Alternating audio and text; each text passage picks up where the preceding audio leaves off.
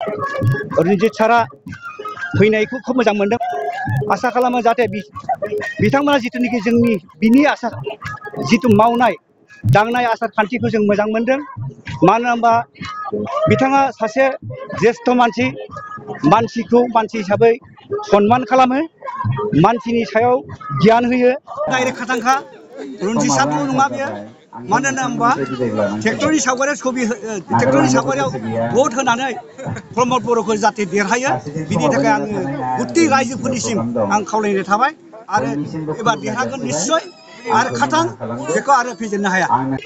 आं गिबियावनो दिनै रन्जित सारा निसिमानि जानानै दिनै बेवहायो केम्पास 2 अर्थात केम्पासल' नङा, बांसिन अर्थात बे एरियायाव जोंनि बे गामि दरथामावनो प्राय 190 जनसो मानसि दङ निसिमानिफ्राय जिथुनिखि हादान लाफैनाया।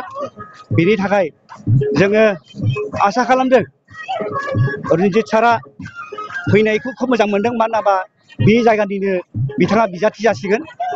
आसा खालामो जाहाथे बिथांमोना जिथुनिखि जोंनि बिनि आसा जिथु मावनाय दांनाय आसार खान्थिखौ जों मोजां मोनदों।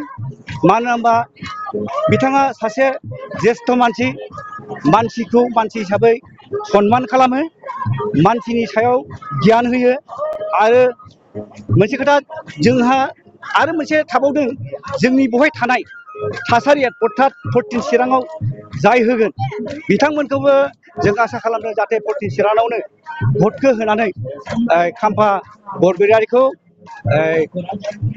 मा होनो देरहासार जानाय थानो हानाय मोनसे खाबु मोनो।